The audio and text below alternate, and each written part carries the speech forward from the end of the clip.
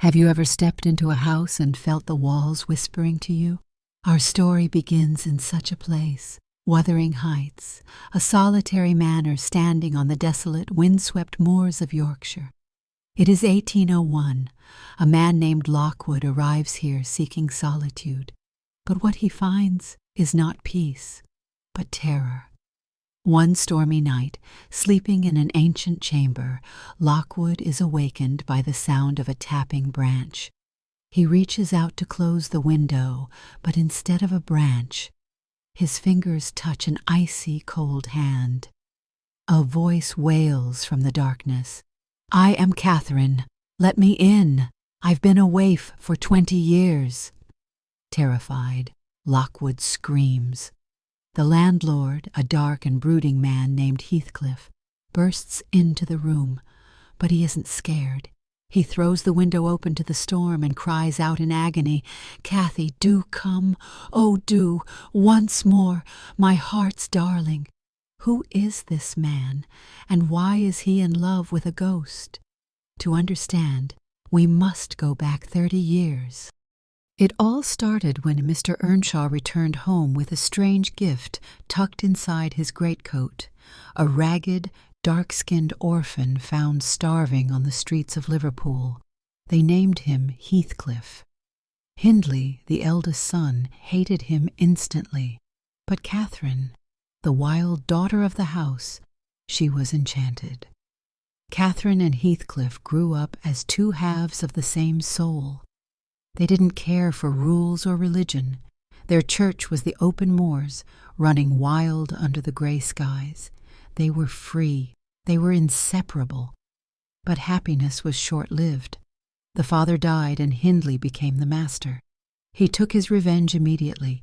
He banished Heathcliff to the stables, denied him an education, and treated him like a servant. Heathcliff endured the abuse, the dirt, and the degradation solely for Catherine. Fate shifted when Catherine met their wealthy neighbors, the Lintons. Edgar Linton was everything Heathcliff was not: fair, polite, rich, and safe. Catherine stood at a crossroads. The man who shared her soul, Heathcliff, or the man who could offer her a future, Edgar. One rainy night, in the kitchen, Catherine made a confession to her maid that would shatter their world. She said, "I love Heathcliff. He's more myself than I am. Whatever our souls are made of, his and mine are the same. But it would degrade me to marry him now." Heathcliff, hiding in the shadows, heard only one sentence: "It would degrade me." Heartbroken and humiliated, he vanished into the storm that very night. Catherine was left behind, with a choice she would regret forever. 3 years passed. Catherine had married Edgar and lived a quiet, hollow life, until Heathcliff returned, but the stable boy was gone.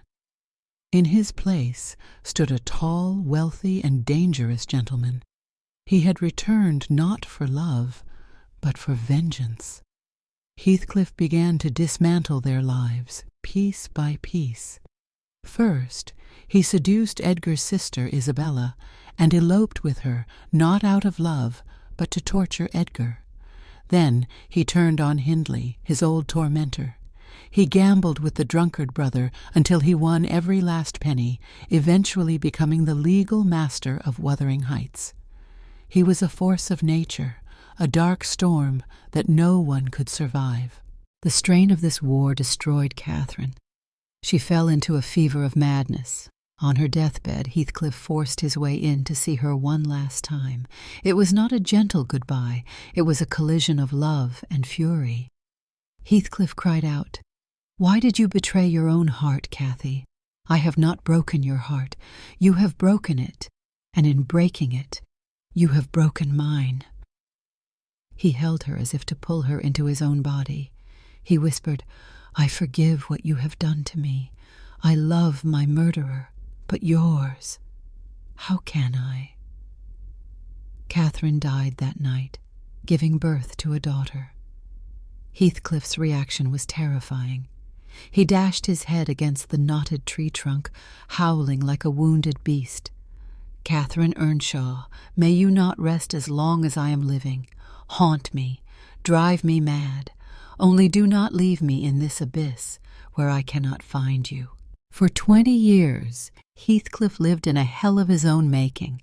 He exacted revenge on the next generation, forcing his own sickly son to marry Catherine's daughter to seize the Linton fortune.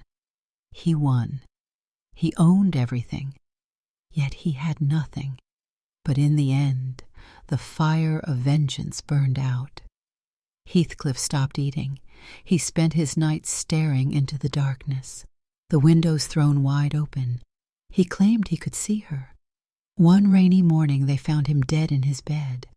The window was swinging in the wind, the rain soaking his face, and a sneer of triumph was frozen on his lips. Today, the locals swear that on stormy nights you can see two spirits walking the moors, a man and a woman, finally free, finally together.